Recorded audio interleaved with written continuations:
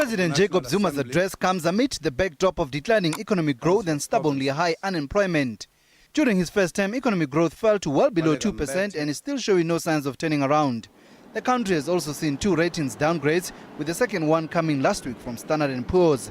Economists say all these call for a change in strategy. The president has to sit down with his advisors and say, okay, how do we rethink? How do we do things differently? And then exactly what do we do so that we can take the nation to our confidence and say, these are the problems that we face. We used to do it that way.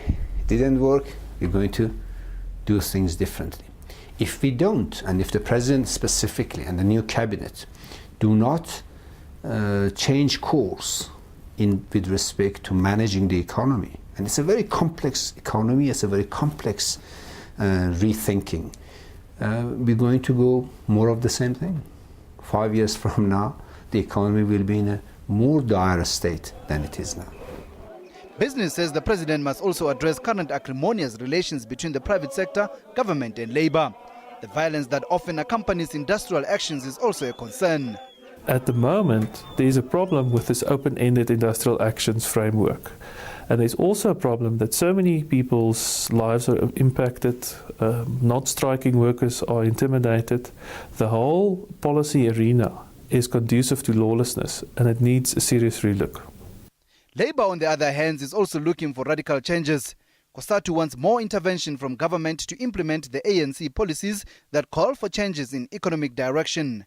The old policies have clearly failed. The government and certainly the ANC have agreed in principle that we need a fundamental change, what they've called the second phase of the transition. What we want to see tonight is how this is going to be set in motion, because we've had policies on paper for a long time.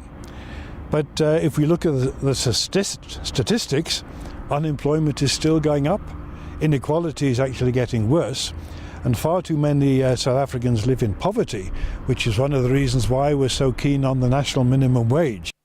Tonight's address will be President Jacob Zuma's second SONA this year. He delivered his 4th State of the Nation address at the opening of Parliament in February. Back then, he emphasized the need to implement the National Development Plan. SABC News, Johannesburg.